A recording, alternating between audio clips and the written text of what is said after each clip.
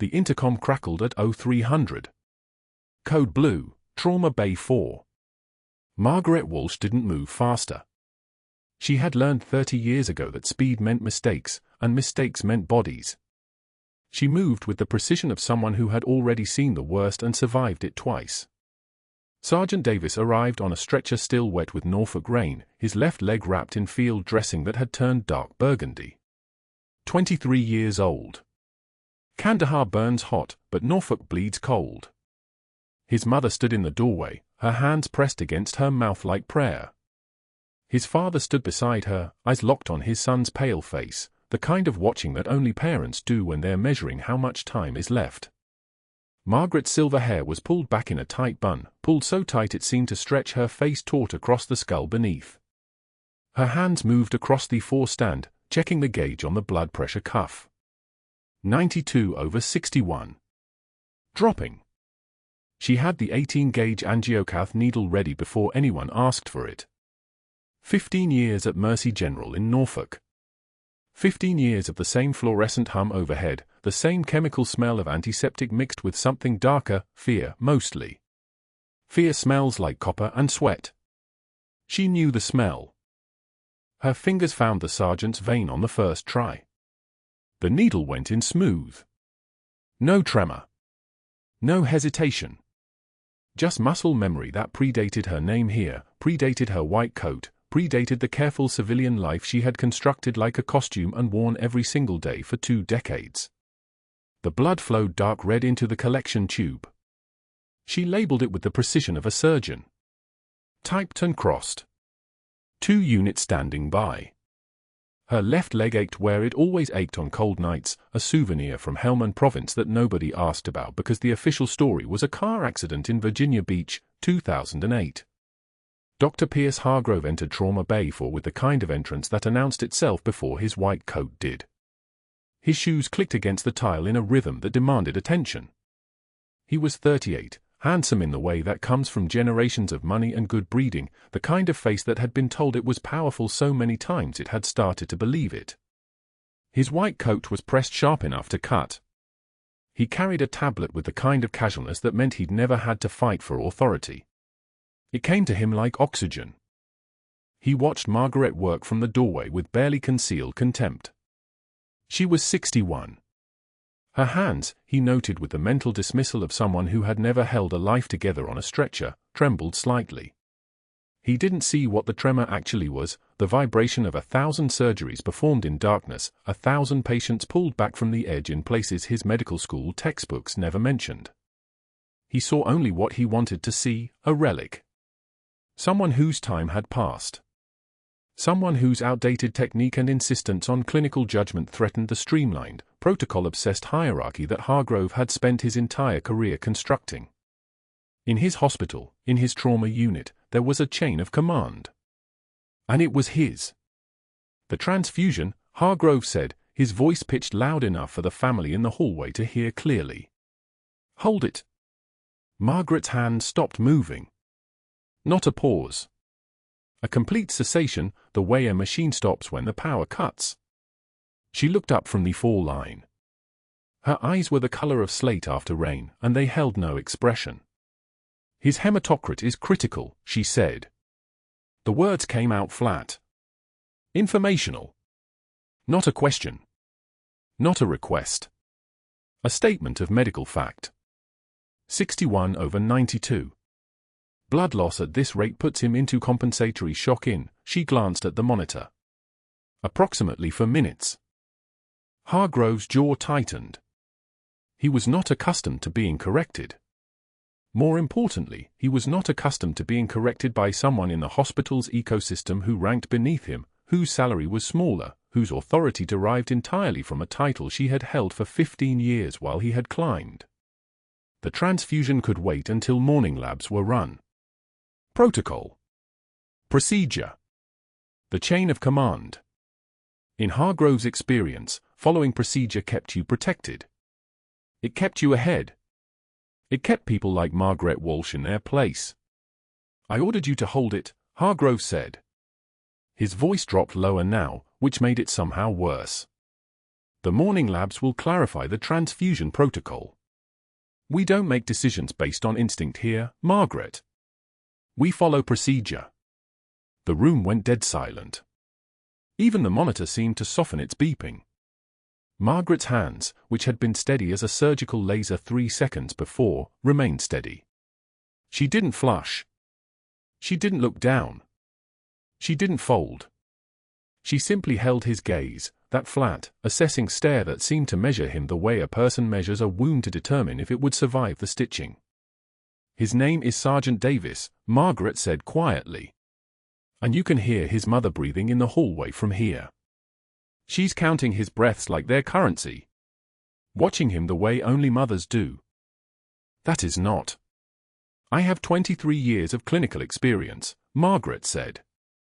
Her voice remained low, conversational, the tone of someone explaining something that should be obvious to a child. 4 of those years were spent in field medicine in the Middle East. This patient requires immediate transfusion or we lose him at approximately, she glanced at the monitor. 0307 hours. That's in 4 minutes. The labs will matter very much less at that point because he'll be dead. Hargrove's face remained composed, but something flickered behind his eyes. Anger, maybe. Or the recognition of an insubordination that he could not tolerate spreading through the unit like infection. He turned, and his voice when it came was loud enough to carry through the glass partition, loud enough for the family to hear every word, every syllable calculated to diminish. A relic, he said, speaking to the room but meaning only for her. That's what we're dealing with here. Someone who doesn't understand modern medicine. Someone whose time has passed, whose hands remember procedures that don't exist anymore. You work here at my discretion, Margaret. You follow protocol at my discretion. And if you cannot follow a direct order from the attending physician, he paused, letting the weight of it settle. Then perhaps this is not the right environment for you. Margaret's jaw tightened. Just slightly. Enough to show that she had heard it, had registered it, had measured it and found it wanting. She did not look away. She did not flinch. She simply continued her work, checking the 4 line with the same precision she had always used, as if Hargrove's words were rain against glass, audible but ultimately irrelevant. The transfusion is hanging, she said finally, her hands moving to the blood warmer beside the bed. In 30 seconds. His mother will know her son is still breathing because he is still breathing. That matters more than procedure. You're insubordinate, Hargrove said. The words came out clipped, sharp. And reckless. I'll be documenting this. But he didn't stop her. He watched her work, the way she primed the 4 line with the efficiency of someone who had done it 1,000 times, the way her hands moved with certainty that seemed to come from somewhere deeper than training, and something in his face suggested he understood, on some level, that he was witnessing something he didn't have a name for. Not yet. The blood began to flow. Sergeant Davis's oxygen saturation ticked upward. 92. 94. 96. His mother's breathing in the hallway began to slow. Margaret's hands remained steady. She didn't look at Hargrove again. She didn't need to. But in that moment, with the unit around them holding its breath and Hargrove's face flushing a shade of red that suggested his hierarchy was being questioned, nobody in that room understood what they were standing next to. They saw an old woman in scrubs. They saw trembling hands, an outdated technique, and a nurse who had forgotten her place in the chain of command. They did not see the faded SEAL Team unit patch sewn inside her jacket lining, pressed against her heart with every breath. They did not see the kind of composure that only comes from having been tested in ways that civilians could not imagine. They did not see Senior Chief Petty Officer Margaret Walsh, the woman who had run classified direct action in the mountains of Kandahar, the woman whose hands had held lives together on stretchers in the dark. And that was exactly how she had planned it. That was exactly how she needed it to stay. But the next words out of Hargrove's mouth would change everything. The write-up appeared on the unit board at 0600, posted at eye level where every staff member would pass during shift change. Margaret read it while pulling on her gloves, her weathered fingers pausing on the laminated paper as if touching it might burn her. The words were precise, bureaucratic, surgical in their cruelty, formal reprimand, Margaret Walsh, insubordination and failure to follow chain of command. Outdated practices and refusal to adapt to modern protocols endanger patient safety. 12 nurses and 4 residents moved through the hallway behind her, their conversations dying mid-sentence, their eyes averted with the practiced discretion of people pretending not to witness a public execution. She traced one finger over her name. The paper was still warm from the printer.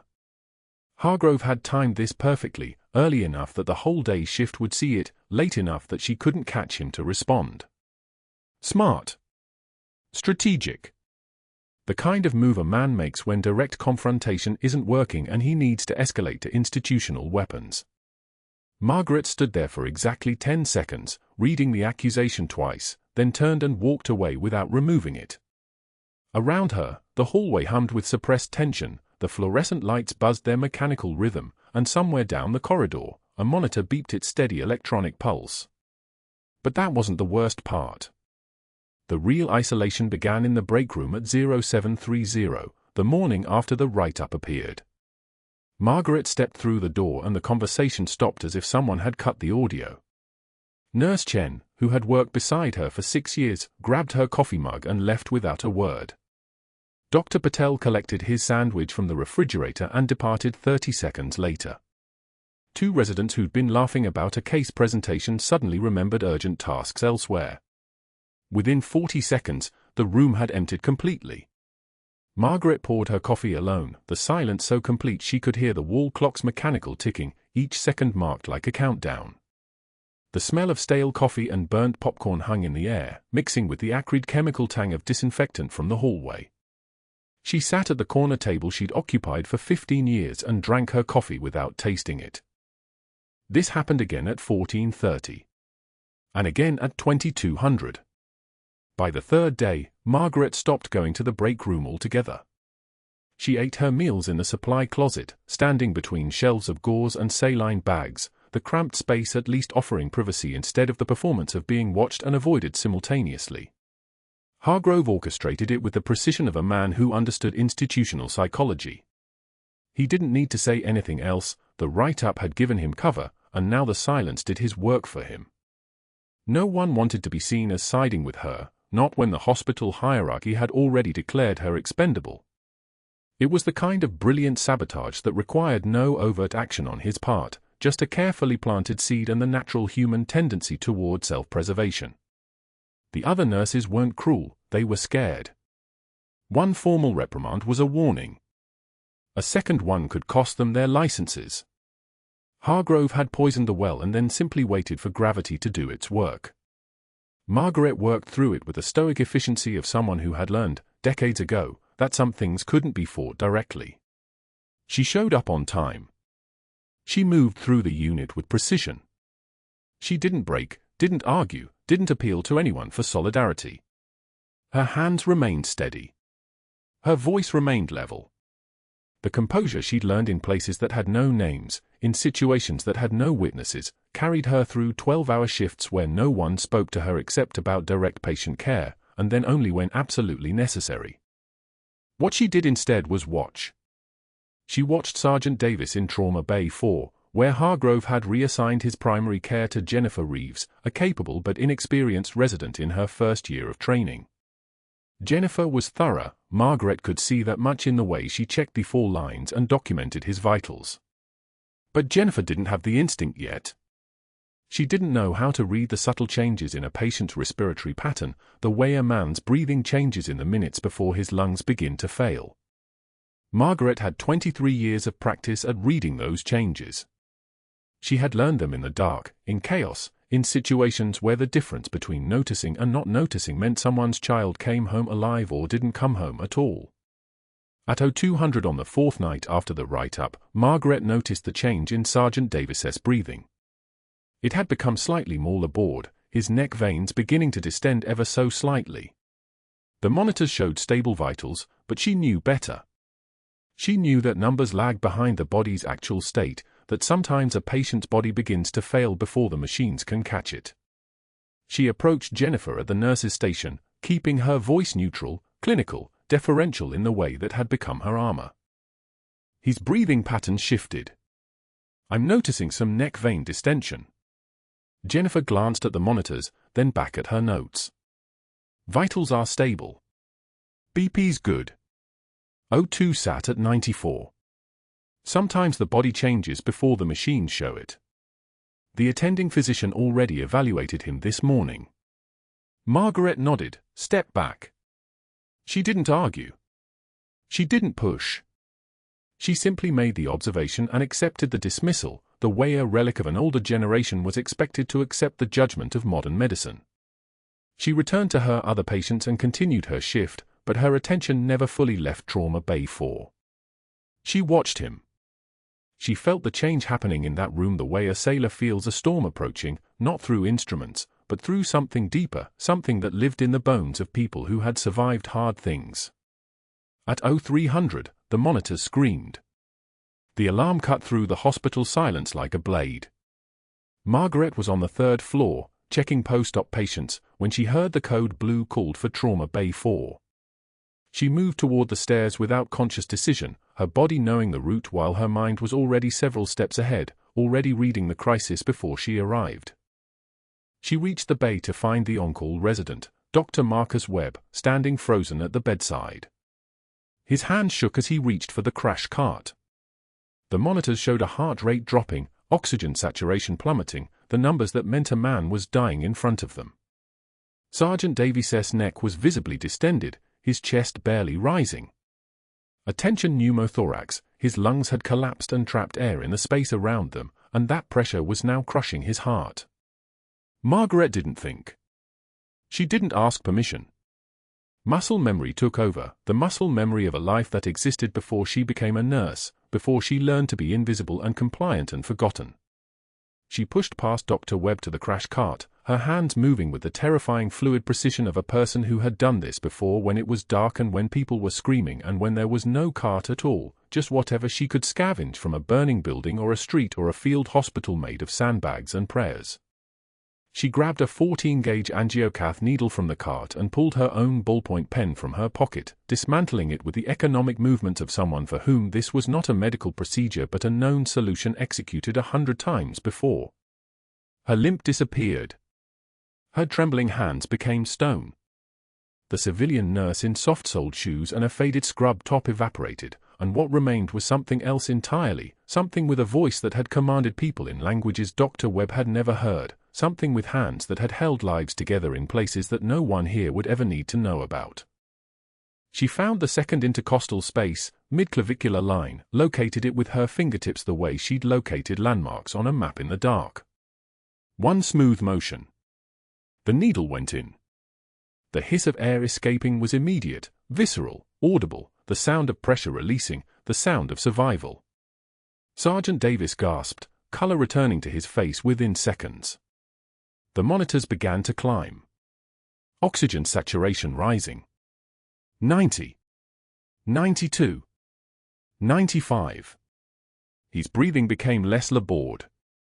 His neck veins began to flatten. The crisis, which had been spiraling toward death, pivoted toward life in the space between one breath and the next. Margaret stepped back, her scrub soaked with his blood, her hand still steady, her breathing still controlled. Dr. Webb stared at her like she'd appeared from another dimension entirely. Jennifer Reeves stood in the doorway with her mouth slightly open, her eyes moving from Margaret to Sergeant Davis to the improvised decompression needle, trying to reconcile what she'd just witnessed with every protocol she'd been taught. And then Hargrove arrived. He appeared in the doorway 6 minutes later, moving with the authoritative stride of a man accustomed to being the smartest person in any room. His eyes scanned the monitors first, good readings, climbing steadily, then swept across the scene, the patient stabilized, the crisis managed, Margaret covered in blood like some kind of phantom that had emerged from the machinery of death itself. For 3 full seconds, his face went absolutely white. Then, as Margaret watched without moving, without speaking, without dropping her gaze from his, she saw understanding bloom across his features. He understood exactly what had just happened.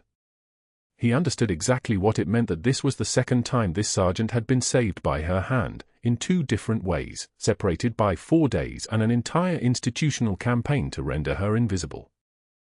He pulled his phone from his coat pocket. The number he dialed belonged to someone with enough power to make real problems disappear. Margaret could hear the tone in his voice as he spoke, the controlled fury underneath the professional language. He was reporting on her. He was already moving to ensure that what she'd just demonstrated, that her instinct had been right, that her skills had been current, that her judgment had been superior to everything this hospital's protocols could offer, would be buried before sunrise. The monitor flatlined at 0300. Not a slow descent. A vertical cliff. One moment the green line traced its reassuring peaks and valleys across the screen, and the next, nothing but a flat, screaming accusation of death. Sergeant Davis's chest had stopped rising. The ventilator's mechanical rhythm became a lie. Somewhere in his right thorax, air was bleeding into the space between lung and rib cage, compressing his heart like a fist closing around wet clay. The on-call resident, a fourth-year named Chen, fresh enough that his badge photo still looked like him, froze. His hands, which had been reaching for the crash cart, simply stopped mid-motion. His eyes went to the monitor, then to the patient, then back to the monitor, as if the screen might change its answer if he looked hard enough. Around them, the ICU held its breath. Nursing staff turned. Respiratory therapy looked up from charting. The world had narrowed to one question: who moves first? Margaret was already moving. She didn't think. Thinking was for people who had the luxury of time, and time had just evaporated at the speed of a pneumothorax expanding. Her hands knew the answer before her conscious mind could form the words. 14 intercostal space. Midclavicular line. The anatomy was as familiar to her as her own name, familiar in the way that only came from having done this before, in places where there was no crash cart, no monitor, no backup, only hands and needle and the knowledge that hesitation meant a body bag. She was at the bedside in 2 steps. Chen was still frozen. She didn't waste words on him. The hollow needle was already in her palm, 14 gauge from the crash cart, angiocath needle still attached, pulled in one fluid motion while her other hand was finding the right intercostal space. The sterile field was a luxury she didn't have time for. She prepped with chlorhexidine swab in 1 second flat, the antiseptic smell sharp and bright as winter air. Her own pen from her pocket went into the angiocath hub, creating a one-way valve, the improvisation of someone who had learned medicine in Kandahar, where a ballpoint pen was as valuable as a scalpel and infinitely more reliable than protocol. "Step back," she said to Chen. Not a request. Not even a question. The needle went in precisely where it needed to. Perpendicular insertion through skin, subcutaneous tissue, the fascia of the intercostal muscles. She could feel the subtle give of the pleural lining, and then the hiss of pressurized air escaping through the catheter hub into the room. That sound. That specific, unmistakable release of death pressure converting to survivable atmospheric air. O2 sat climbed. 68, 72. The monitor's rhythm shifted, morphing from that terrifying flat line into something that resembled human heartbeats. 78, 81. She secured the catheter with tape, no time for sterile dressings, function first, beauty never, and moved to the ventilator settings, adjusting the flow, checking the tube placement, her movements those of someone who had held together far worse than this with far less equipment. Davis's blood pressure registered on the monitor. 84/52. Hypotensive but perfusing. His pupils, which had blown wide and fixed, began to track. Respirations coming back online. The machine and the man finding their rhythm again, synchronizing, returning to the thin and miraculous edge of living. 30 seconds.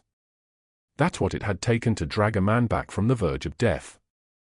Chen found his voice then, or tried to. I was about to call Dr. Hargrove. Margaret didn't look at him. She was checking for a second pneumothorax, her stethoscope moving across Davis's chest wall, listening to the bilateral lung sounds, confirming that the decompression had held, that the collapse wasn't expanding on the other side. You should have called him 3 minutes ago, she said quietly. When the first vital sign went south. The moment this patient started telling you he was suffocating. but you've frozen instead. So I didn't wait. She was already at the computer, documenting everything with meticulous precision. Time of event, 0302. Clinical presentation, acute tension pneumothorax with hemodynamic compromise. Procedure performed, needle decompression, 14-gauge angiocath, second intercostal space, midclavicular line. Patient response, immediate resolution of respiratory distress and return of perfusion. Vital signs stabilized. She typed with the same precision she'd brought to the procedure itself. The record was legal protection, and she knew Dr. Hargrove was the kind of man who would weaponize any gap in documentation against her. That was when his voice came through the overhead speaker. Not calling for her. Not asking for a status. Dr. Hargrove was being paged overhead, urgent call for the attending physician, line 2, and something in the way those words came through the hospital PA system felt like the sound of doors locking. Margaret heard it in the tone of the operator, the particular urgency reserved for administrator-level drama. She finished typing the last entry, stood very still for exactly one breath, then looked toward the glass-walled conference room where the on-call residents took their breaks. Hargrove was moving through the ICU like a man who had already made his decisions. He was still in yesterday's clothes, his tie loosened, his eyes the color of ice in February. He didn't acknowledge Margaret. He went directly to the monitor, then to Davis, checking the catheter placement, checking the dressing, checking everything she'd already verified. His jaw clenched. She watched it happen, the moment he understood that the procedure had been flawless, that the patient was alive and stable and the intervention had been not just necessary but perfectly executed. That understanding moved across his face like a storm front, and then it transformed into something colder than anger. It became strategic. He left the bedside without speaking to her. In the administrative wing, Margaret didn't hear the calls. She was too focused on monitoring Davis's trajectory, ensuring the decompression held, staying exactly where a competent clinician belonged. But she knew what was happening. She'd spent enough time in military hierarchies, navigating the particular knifework of institutional power, to recognize the sound of someone making phone calls. Making them urgently. Making them with the kind of controlled fury that comes from being outmaneuvered by someone he'd considered beneath him. The first call was to Paul Richardson, the hospital board president. Hargrove's voice carried through the administrative suite, low and tight and full of something that wasn't quite panic, more like the precise fury of a man watching his authority being dismantled in real time. We have a liability situation. Unauthorized procedure. No attending supervision. Completely outside protocol. Margaret could imagine Richardson on the other end of that call, Hargrove's medical school roommate, his golf buddy, his ally in every institutional battle he'd ever fought. A nurse performed a chest procedure without physician oversight. A chest procedure, Paul. If something had gone wrong, if that patient had coded. The second call went to the State Licensing Bureau. This was the brilliance of Hargrove's sabotage, and Margaret recognized it with a cold clarity. He wasn't attacking what she'd done. He was attacking who she was. I need to report irregularities with a staff nurse's credentials. Margaret Walsh. 15-year employment history, but the gap between her previous position and her current one, there are inconsistencies I find troubling. 3 years unaccounted for. No employment records, no continuity of licensing. I'm concerned there may have been disciplinary action in her past that Mercy General wasn't informed of during the hiring process. There were no gaps. There had been 3 years of the kind of work that didn't produce employment records, the kind that the CIA preferred to keep unrecorded, that required people to vanish from civilian databases entirely. That was the point. Hargrove was opening a door, and the federal machinery, once set in motion, would eventually find the traces of what she'd been. It would find the buried files. It would find the classified operations. It would find the reason she'd been ordered to disappear. Margaret went to the break room sink to wash the blood from her hands. The water was warm, almost hot, and the blood washed away in red spirals down the drain. She could see her reflection in the small mirror above the sink, distorted slightly by the angle, and for just a moment, for one breath, for one heartbeat, she saw someone else looking back. A woman with short dark hair instead of silver, with a call sign embroidered on her uniform instead of a hospital ID, with the kind of eyes that had seen things that couldn't be unseen.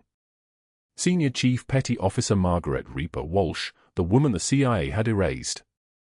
The woman who was supposed to disappear into a quiet civilian life and never surface. The woman who had been given a choice, vanish or watch everything she cared about burn. She'd chosen to vanish. But vanishing and hiding were not the same thing, and she'd done something far worse than simply show up at a hospital. She'd shown her competence. She'd shown her judgment. She'd shown, in 30 seconds under extreme pressure, exactly what she was capable of doing. And now that competence was being weaponized against her, transformed into evidence of unauthorized practice, into proof that she couldn't be trusted, into the justification for ensuring that she would never work in medicine again. She dried her hands on the paper towel dispenser. The mechanical whir of it sounded like the start of something irreversible. By 0700, her badge had been deactivated. The security guard came at shift change, a young man named Marcus who'd always nodded respectfully when she passed, and his apology was genuine even as his words were firm. "I'm sorry.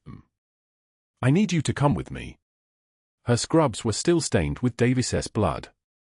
There hadn't been time to change, hadn't been time to shower, hadn't been time to do anything but turn over the patient to the day shift and wait for the machinery she'd set in motion by refusing to let Hargrove's incompetence cost her life. The walk to the exit felt like moving through water. She passed the nursing station. Eyes looked down at charts. Eyes looked away. The network of institutional silence that Hargrove had orchestrated was already in full effect, by speaking up, by challenging him, by ultimately proving that she'd been right all along. She'd become something worse than an inconvenience. She'd become a threat. She'd become the kind of person who demonstrated that the hierarchy, the protocols, the entire carefully constructed system of authority that kept people like Hargrove in power, was built on something less reliable than clinical judgment and patient outcomes. The unit board still had her reprimand pinned to it, now serving as both warning and confession. Some chains deserve to be broken when a life is on the line. She'd said that, weeks ago, in the moment when her composure had allowed one sentence to escape. Now that sentence was being circulated as proof of her insubordination. Proof of her danger. Proof of her inability to conform.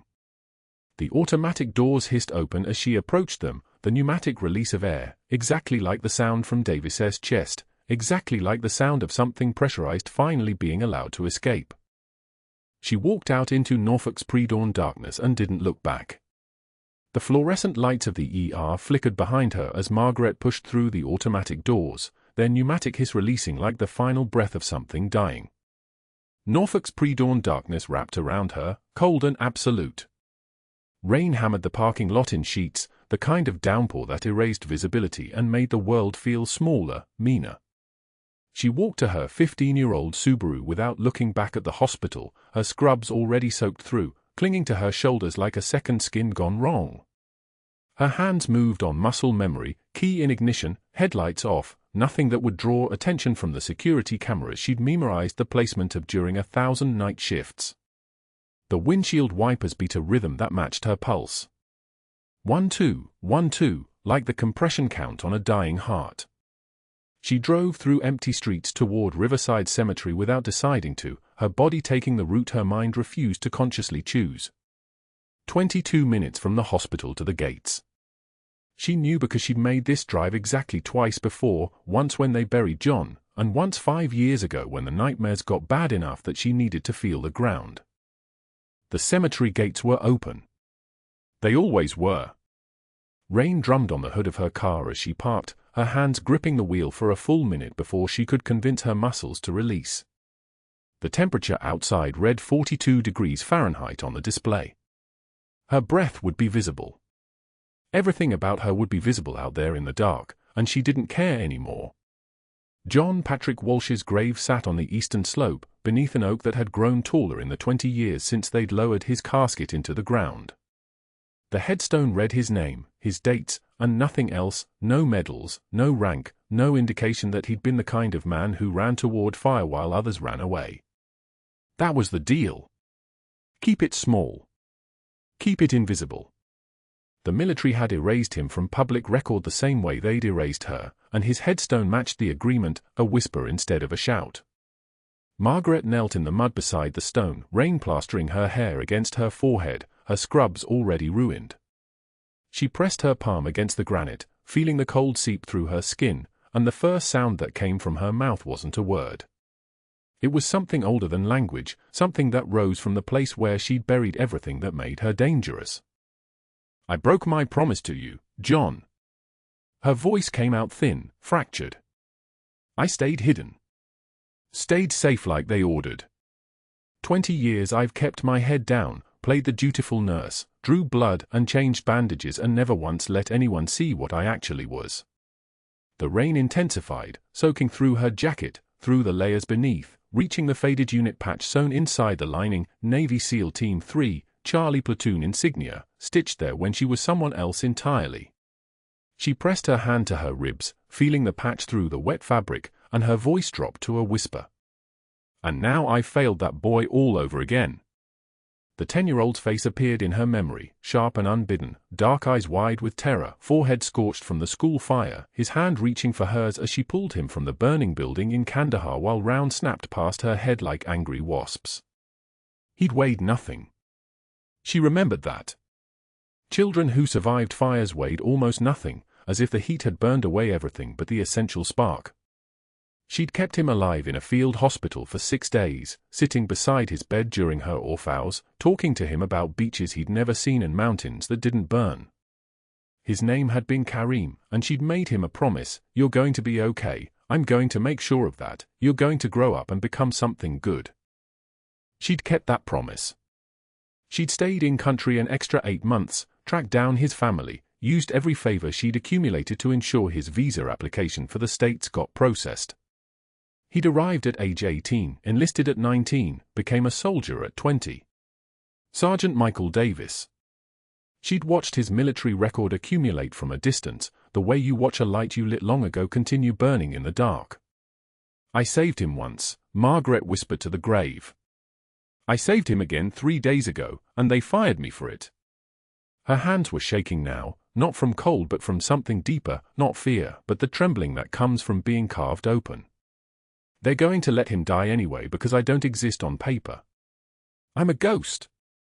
And ghosts can't save anyone." She stayed kneeling for 23 minutes, counting the seconds the way she'd learned to do in the military, breaking time into manageable units instead of allowing it to stretch into unbearable infinity. The rain never stopped. Her body temperature dropped to 96 degrees, and she registered the hypothermia warning signs like a clinical observer. Shivering stopped, thinking became cotton soft, the world narrowed to the patch of mud and granite beneath her. This was the edge where you made a choice, you either got up and walked back to the car, or you stayed and became part of the landscape.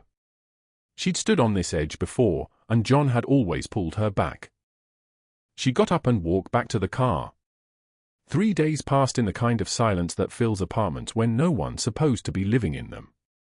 Margaret's apartment was a studio on the 4th floor of a building that specialized in professional solitude, no doorman, no question-asking neighbors, just locked doors and the sound of people choosing not to interact. She didn't leave. She didn't check her work email, though her mind did the work anyway, playing out scenarios like a chess match she was losing. Hargrove's investigation requests would ping across networks, state licensing, hospital credentialing, military records that would return file not found, sealed by order of JSOC, do not access errors. She knew how that worked. She'd helped write some of those protocols. An FBI agent in a field office in Richmond would flag the inquiry. Someone higher up would receive a notice marked classified personnel breach attempt. Someone else, someone with stars on their shoulder or a very quiet voice, would send her a message through channels that had been dormant for 20 years. She received a single text from an unknown number on day 2, "Do not engage. Remain invisible." The message sat on her phone like a loaded gun. Remain invisible. That was the entire contract, the reason they'd let her walk away with her life, the reason no one came looking when she vanished into Norfolk like morning fog. She'd kept her end of the bargain. 15 years of quiet. 15 years of being nobody, which meant she couldn't risk being somebody.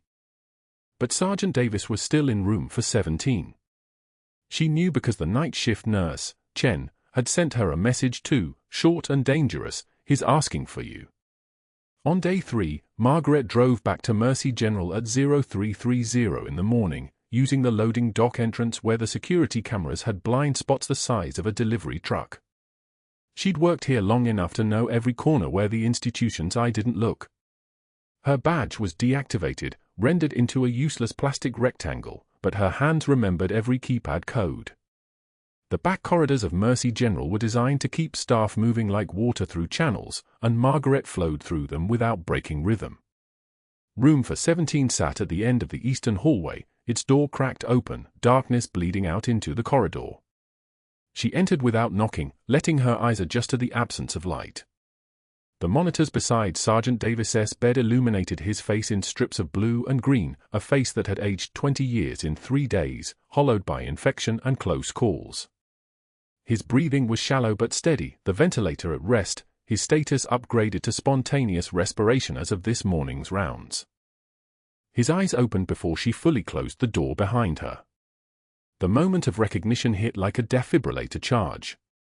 Not the eyes of the 10-year-old anymore, but eyes that carried the weight of the child he'd been and the soldier he'd become, eyes that had seen what she'd seen, and now saw her again after 20 years of separation.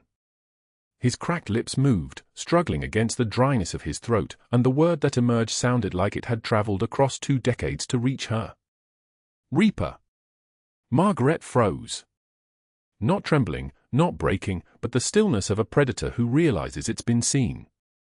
Time did something strange in that moment, stretching and compressing simultaneously. She moved to the bedside and placed her hand on his, feeling the warmth of someone still alive, still here because she'd made it so. The hallway monitors beep synchronized with her heartbeat as footsteps approached, young Nurse Chen, doing her 0400 rounds, stepping into the room and stopping cold. She saw Margaret first, then saw Sergeant Davis's face, then saw the configuration of them together and watched understanding bloom across her features like a dark flower. Chen's hands began to shake as she approached the bedside computer. She pulled up the patient's full military file, the kind of file that usually sat behind encryption and clearance walls but which apparently sat in plain view once someone had been recognized as human instead of liability. Her voice came out in fragments, personal statement. Sergeant Michael Davis. He credits an angel, called Reaper, with saving him twice. 20 years apart, Margaret finished quietly. Chen kept reading. First time, Kandahar Province, 2004, age 10, pulled from a burning school during classified operation. Second time, Mercy General, Norfolk, Virginia, 0302 hours, 3 days ago, emergency needle decompression, tension pneumothorax, patient stabilized. Nurse Chen looked up, her eyes bright with tears. That's you. The sound of voices in the hallway grew louder, someone being paged, someone else running, the normal rhythms of a hospital that existed outside this room.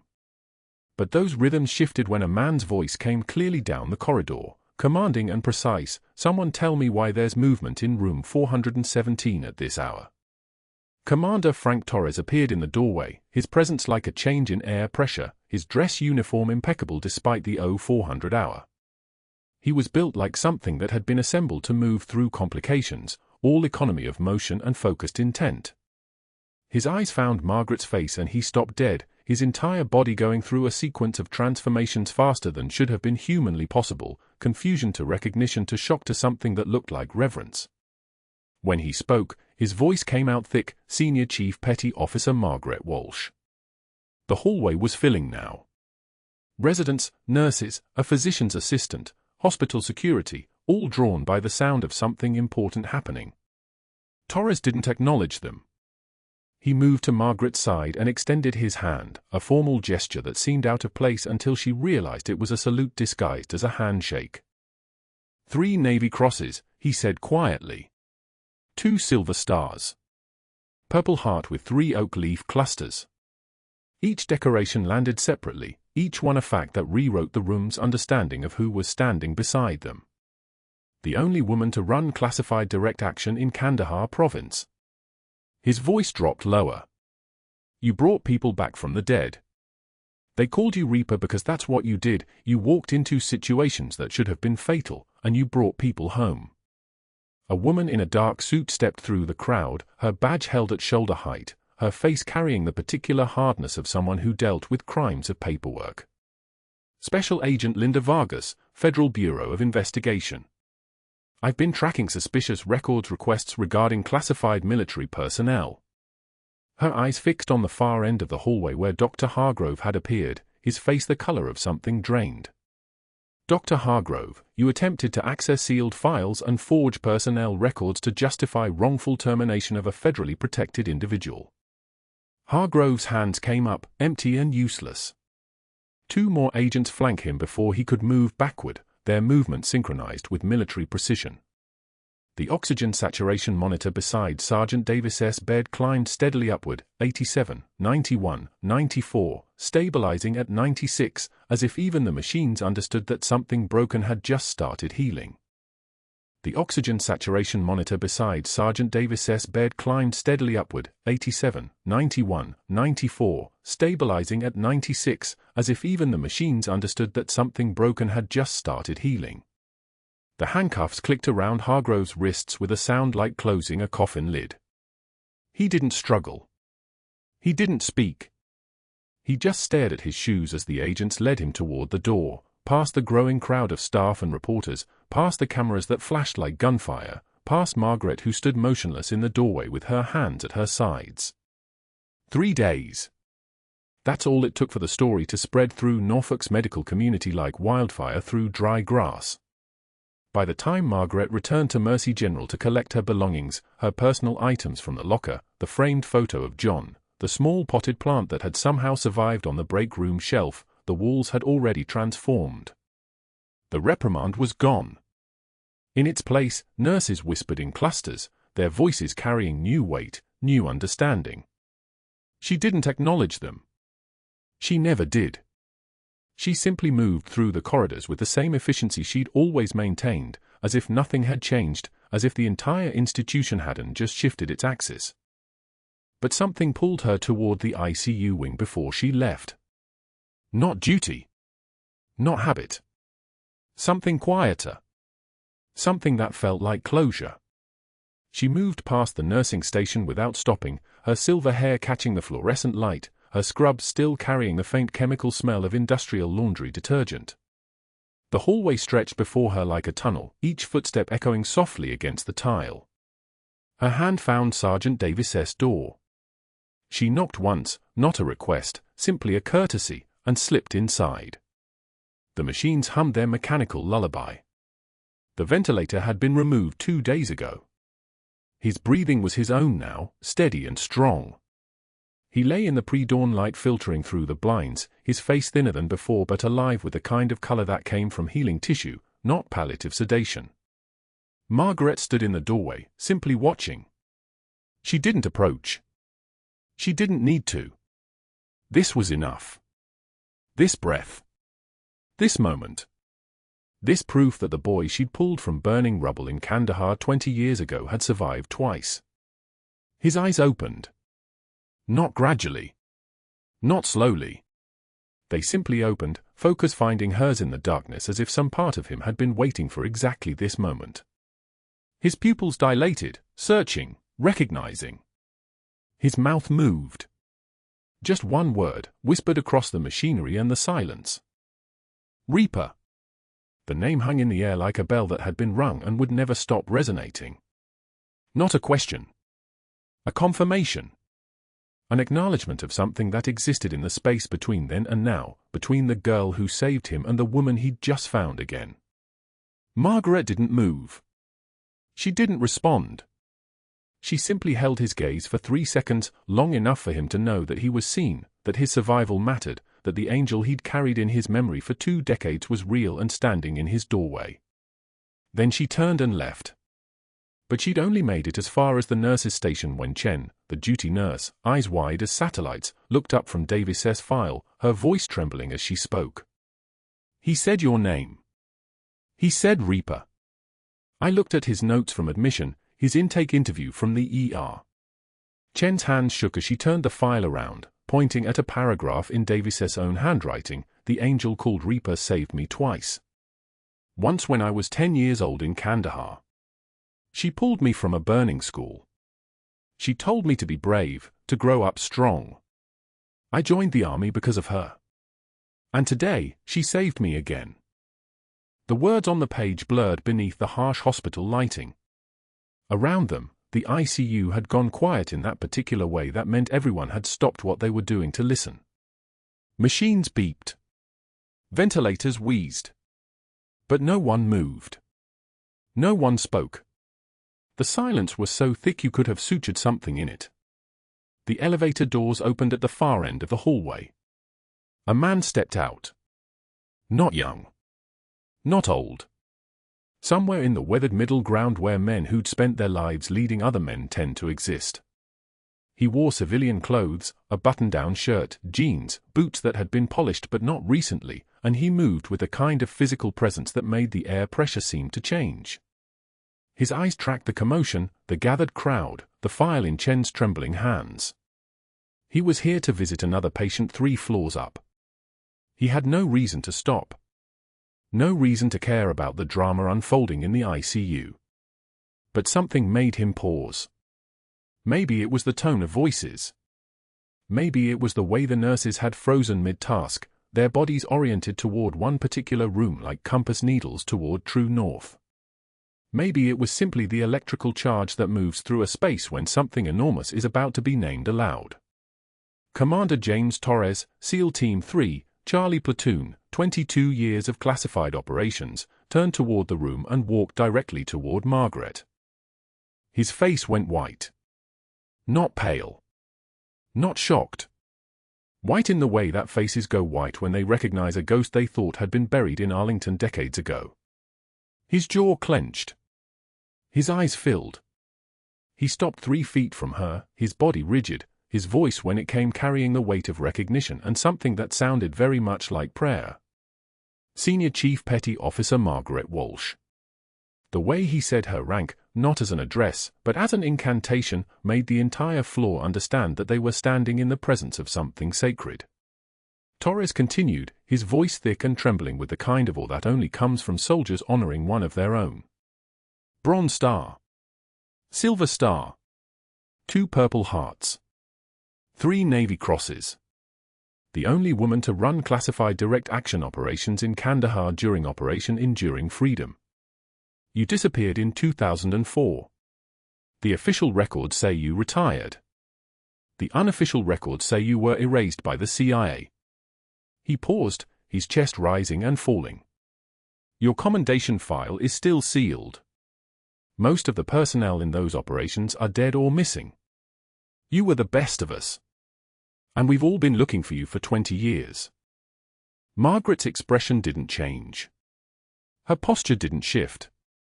She stood exactly as she had moments before, feet shoulder-width apart, hands at her sides, face composed the way only someone who'd spent decades hiding in plain sight could manage.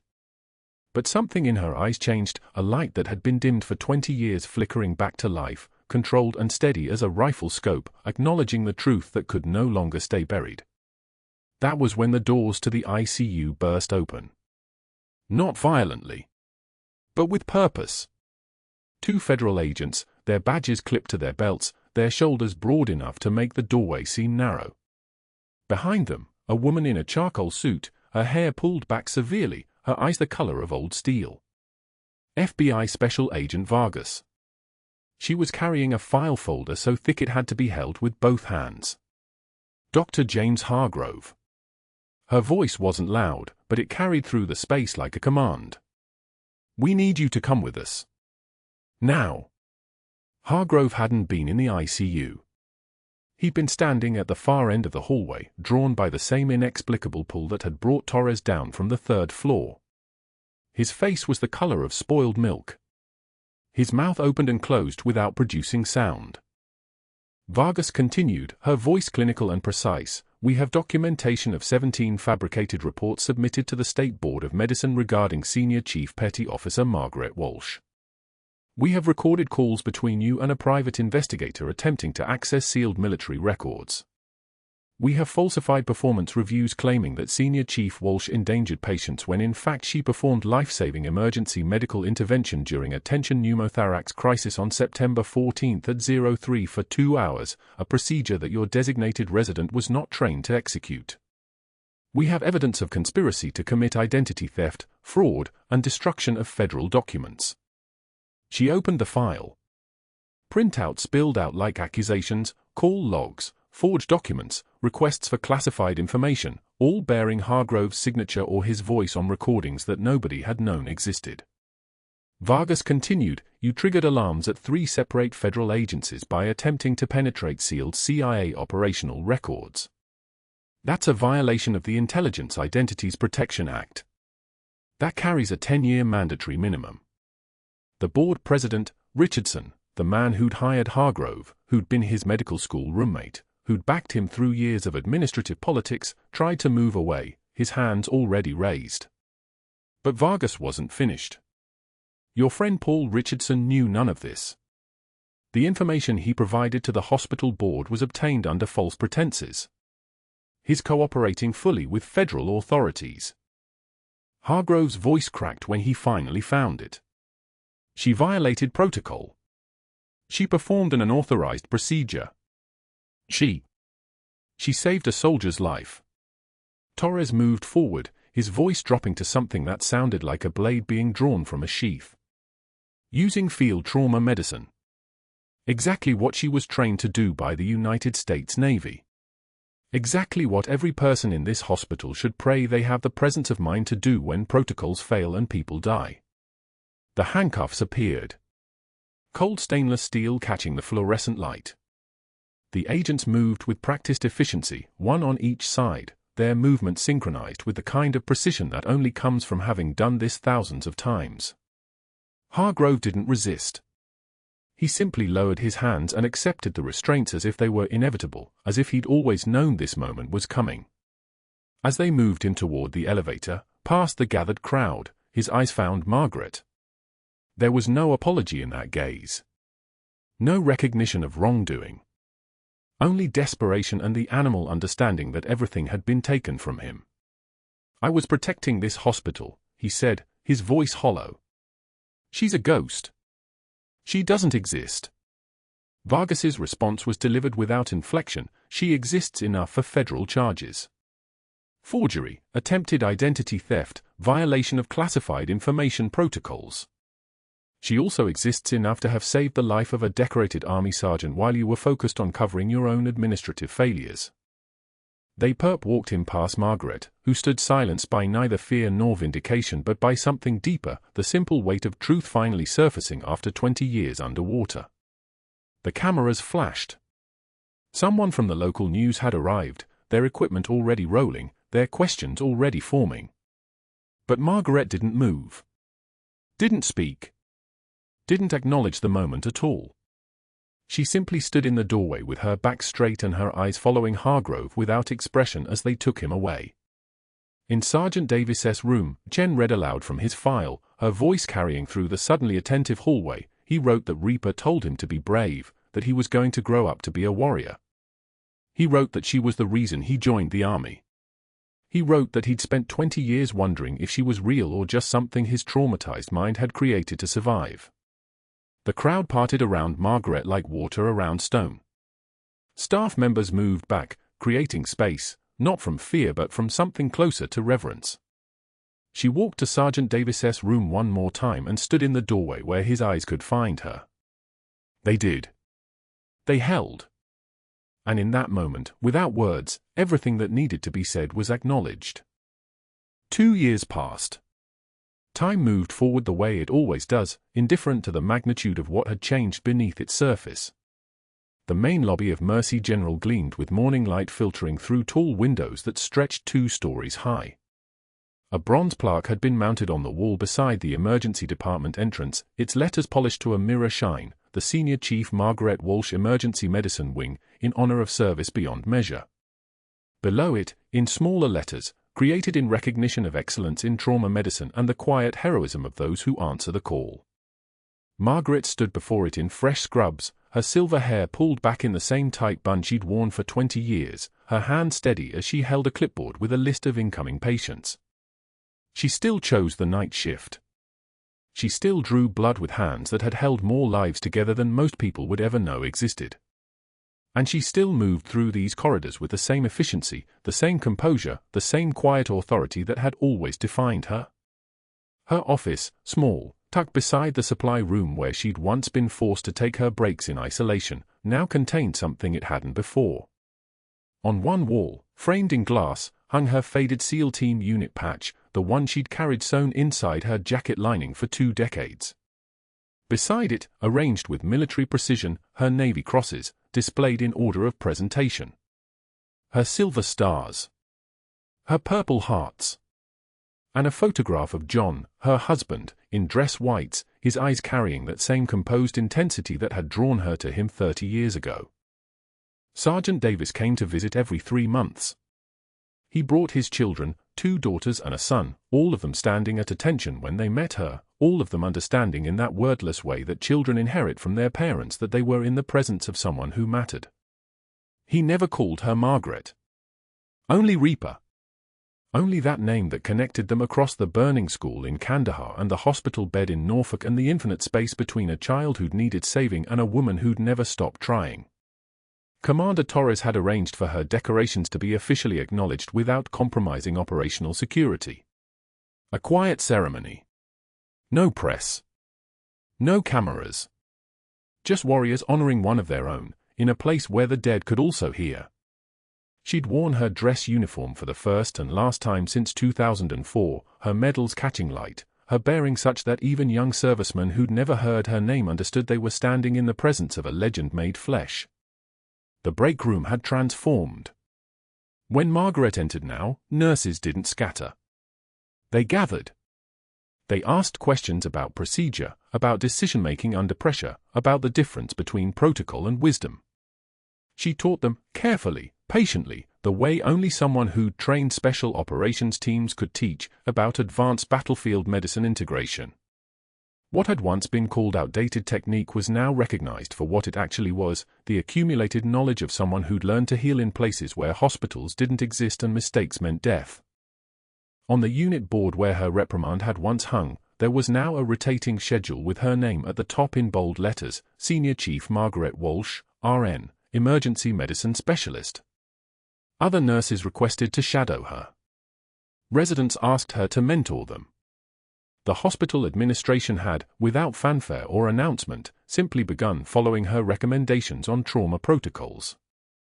On the anniversary of John's death, she visited his grave. The day was bright, sunshine instead of rain, a detail she noted with something that might have been gratitude. She knelt on the grass, her hands touching the stone, her voice quiet enough that only he could hear. I kept my promise after all. I stayed hidden until I couldn't anymore. Until that boy needed me again. Until the only choice was between staying dead or choosing to live. She paused. You'd be proud. Walking back toward her car, moving through the cemetery's quiet paths, she passed a young nurse having a panic attack before her first solo shift. The woman was hyperventilating, tears streaming down her face, her hand shaking badly enough that she dropped her car keys. Margaret stopped without hesitation. She placed a steady hand on the woman's shoulder, not gripping, just present, and spoke in that voice that had somehow become gentler over the years while losing none of its authority. What's your name? Emily. I'm sorry, I don't know if I can do this. What if I freeze? What if I make a mistake? What if? You won't. Margaret's voice carried absolute certainty. Listen to me. You do not need a badge or a gun to be a warrior. You just need to show up when it matters. That's all courage is. Showing up when you're terrified. Doing the job even when your hands shake. That's not weakness. That's the definition of strength. Emily breathed. Once. Twice. Her panic began to recede, not disappearing but becoming manageable, becoming something she could carry instead of something that carried her. Come on, Margaret said, releasing her shoulder. Let's go save some lives. They walked back toward the hospital together, two nurses moving through the evening light, one just beginning her journey and one who'd already traveled further than most people could imagine. Behind them, the sun descended toward the horizon.